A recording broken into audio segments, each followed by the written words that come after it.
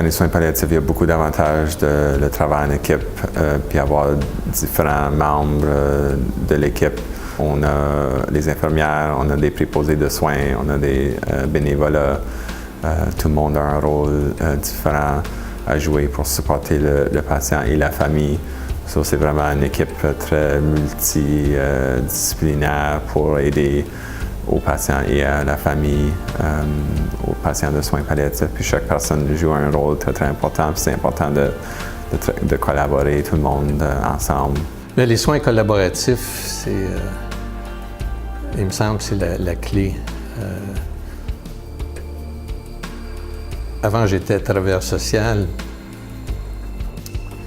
avant d'être à la retraite, puis on parlait surtout de services interdisciplinaires.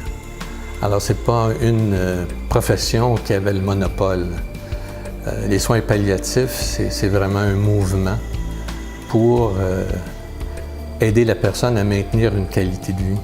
Le travail d'équipe, le travail interdisciplinaire est très important, d'autant plus en soins palliatifs.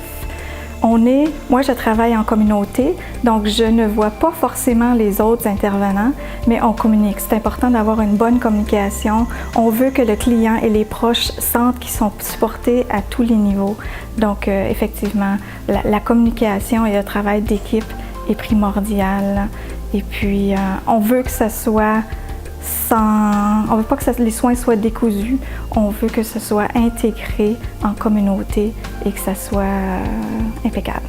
Il faut que tu travailles dans une équipe avec toutes les personnes comme ça, parce qu'il y a des situations qui arrivent que je n'ai pas équipées pour améliorer les problèmes qui peuvent arriver. C'est important que tu travailles en équipe. S'il y a des problèmes qui arrivent, il faut que tu trouve la solution entre vos membres des équipes. Il faut que tu travailles ensemble toujours et il faut travailler fort. Le département dans lequel je travaillais, l'approche, c'était une approche interprofessionnelle et très collaborative. Donc, on avait les physios, les ergothérapeutes, les travailleurs sociaux, les médecins, les infirmières, dans le but d'offrir des soins holistiques aux patients. Tout le monde était là. Donc, avec ça, on était capable d'avoir une vue d'ensemble sur le patient, puis de traiter le patient comme une personne dans son entièreté, plutôt que des organes ou des morceaux, ou d'avoir une vision plus floue ou plus morcelée de la personne en face de nous. Donc, on a souvent tendance à ramener le focus sur le point de nos interventions ou notre propre profession. Donc, c'est important de garder cette vue d'ensemble-là pour se rappeler qu'on parle à une personne qui est une personne entière. Moi, comme coordonnatrice des services de bénévoles, je travaille très proche avec l'infirmière qui fait les visites aux clients pour savoir quels services qu'on peut leur offrir pour nos services communautaires. Et elle revient, puis nous, on discute quel bénévole serait exceptionnel pour ce client ou cette cliente-là. Alors, on travaille très, très proche ensemble et il faut collaborer. Il faut savoir ce client de cette façon ici. Alors, on doit savoir que si moi, je connais plus les bénévoles que l'infirmière, on parle beaucoup. Puis, c'est vraiment une collaboration de faire certain que nos services sont bien faits et que les bénévoles sont bien choisis pour nos clients. Le travail d'équipe et les soins collaboratifs sont très importants parce que je pense plus qu'on se communique sur une personne, plus que nous sommes capables vraiment d'aider la personne et la famille. Les avantages de travailler en équipe en soins palliatifs, c'est parce que dès le début, les soins palliatifs ont été conçus comme un service fourni par une équipe interdisciplinaire. Et ce n'est pas toujours facile pour les professionnels de travailler en équipe et de partager le pouvoir et les soins et les responsabilités. J'ai eu la chance de travailler dans quelques institutions différentes où il y a une grande équipe, c'est-à-dire plusieurs professions où on travaille interdisciplinaire et d'autres endroits où l'équipe était vraiment plus limitée, le nursing, travail social, médecins naturellement, mais plus limité. Chaque membre de l'équipe a une façon de percevoir la situation et on apprend beaucoup d'une et de l'autre. Alors, lorsqu'il y a un besoin, une situation qui est plus complexe, chaque personne peut apporter sa vision des choses. Le travail d'équipe et les soins collaboratifs en soins palliatifs, c'est important à n'importe quel niveau de soins, mais en soins palliatifs, c'est encore plus important, je crois. Parce qu'on ne peut pas être juste une personne ou juste un ou une professionnelle qui donne le support aux personnes en soins palliatifs. Et ça vient avec une équipe énorme. Il faut qu'il y ait une communication constante. C'est très important qu'il y ait une communication constante entre les infirmières, le médecin de soins palliatifs, puis tous les intervenants. Des fois, on a des travailleurs sociaux qui vont être impliqués si les conditions sont plus compliquées.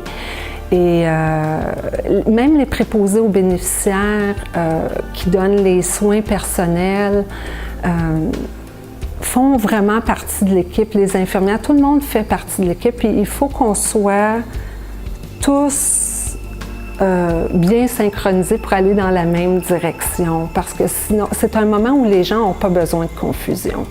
Ils ont besoin d'une équipe solide qui va vraiment les accompagner jusqu'à la fin. On porte tous nos chapeaux, donc on se complète. C'est quelque chose qu'on dit souvent à notre hôpital avec les gens avec qui on travaille. Ensemble, on se complète. On a chacun nos lunettes avec nos mandats, avec notre formation. Et c'est la seule façon vraiment d'accomplir nos objectifs. On est toutes concentrés sur la même chose et on est prêt à faire n'importe quoi que ça va prendre, même s'il y a une personne qui va faire plus de travail qu'un autre. En bout de ligne, l'idée, c'est d'accomplir notre tâche. Le travail en équipe et les soins collaboratifs sont très bénéfiques pour la personne qui est en soins palliatifs et sa famille.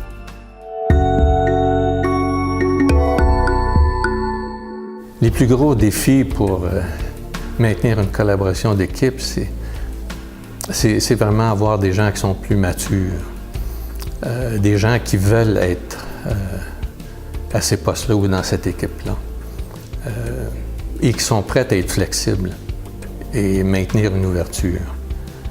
Donc, vraiment avoir le goût de travailler en équipe. Bien, c'est arrivé une occasion où un des professionnels voulait prendre le monopole complet de tout, voulait tout contrôler, voulait tout diriger, puis oubliait la personne qui avait besoin de notre écoute, qui avait besoin de se sentir en contrôle de quelque chose. Alors, c'est pas dans mon habitude, mais je l'ai pris de côté à un moment donné, puis j'en ai parlé. Puis on est arrivé à un accord. Là. On travaille pour qui? On travaille pour la personne, pas pour ses objectifs nécessairement là, personnels. Dans les complications qui peuvent arriver, parce que des fois, c'est pas évident, justement par notre vision différente des choses, une infirmière va voir les choses d'une telle façon, un travailleur social d'une autre façon, et ce que j'ai appris avec le temps, c'est que c'est bien important de bien communiquer comment on voit les choses, comment la situation se présente pour chacune de nous. Puis je pense que les plus grands défis que j'ai rencontrés, en tout cas dans les dernières années, c'était par rapport au rôle des bénévoles. À chaque fois qu'on a une personne nouvelle, une personne en fin de vie, c'est toujours une situation différente, toujours des choses à ajuster. Et avec chaque personne, on apprend à faire mieux pour la prochaine fois. Les plus gros défis pour une bonne collaboration dans une équipe interdisciplinaire, c'est justement qu'on n'est pas tous sur place. On peut l'être quand on travaille dans une maison de soins palliatifs ou en fin de vie. L'équipe interdisciplinaire est sur place. On a des dossiers qu'on peut consulter, tout est présent, tout est sur place. Quand on travaille en communauté, en soins palliatifs, ça devient un tout petit peu plus difficile. Je pense qu'il faudrait possiblement intégrer des petites réunions d'équipe pour pouvoir être capable de mieux communiquer. Et puis nos dossiers, souvent, ne sont pas les mêmes, ce qui crée de la difficulté. Mais à travers ça, je pense qu'il faut être proactif et puis trouver des façons de bien travailler ensemble. C'est tout un ajustement d'être capable de gérer non le cas, mais l'équipe aussi en même temps. On a tendance à être des professionnels. Donc, on a une expertise particulière, on a une perspective particulière basée sur notre rôle. Donc, on a un focus qui est très différent. On a chacun des biais propres qu'on risque de vouloir imposer à l'autre. Donc, à l'autre, dans le cadre de l'interprofessionnel. Donc, premièrement, commencer à vouloir imposer ses propres biais autour du traitement ou du plan de traitement pour la personne dans une équipe professionnelle. Donc, l'enjeu, c'est d'arriver à un équilibre entre partager sa perspective particulière et ne pas imposer ses propres biais. Je pense que les gros défis pour la collaboration du personnel en soins palliatifs, c'est que parfois on ne voit pas le personnel souvent. Alors c'est un peu difficile de venir un peu plus proche avec le personnel et de juste les connaître un peu plus. Alors c'est un défi quand on parfois travaille avec eux, où on veut leur parler d'une situation, puis on les connaît pas beaucoup. C'est un petit défi. Moi je trouve que ça serait un petit défi. C'est un petit défi pour moi. Les rôles sont différents mais complémentaires. Alors c'est comme ça qu'on parle en soins palliatifs, ce sont les soins pour toute la personne la personne entière. Donc ça prend une équipe qui peut répondre à tous les aspects de la personne. Le plus gros défi pour une collaboration en équipe pour les soins palliatifs, c'est de pouvoir partager le pouvoir et l'expertise. Je pense que le plus grand défi pour la collaboration dans une équipe multidisciplinaire pour les patients en soins palliatifs, c'est juste la communication puis la documentation dans le dossier du patient. Les plus gros défis pour une bonne collaboration en soins palliatifs, c'est de s'assurer que les gens soient compétents, qu'ils aient des connaissances et qu'ils prennent le temps de se rencontrer pour discuter des cas individuels. Quand on collabore et on discute, je pense qu'au niveau du plan de soins, on peut arriver de quelque chose de très bien avec le patient. Je pense que le manque de médecins, le manque de ressources, c'est des défis qu'on rencontre en soins palliatifs présentement. Le plus gros défi, je pense, c'est que quand les gens commencent à avoir des visions très différentes, c'est quoi les soins palliatifs? Et c'est pour ça, pour moi, c'est très important de parler en équipe. C'est très important, dès qu'il y a quelque chose qui se présente dans l'équipe, je crois, d'être capable de s'asseoir et regarder qu'est-ce qui se passe au niveau personnel et c'est quoi les conséquences au niveau professionnel. Les défis de collaboration, c'est souvent relié à un manque de communication.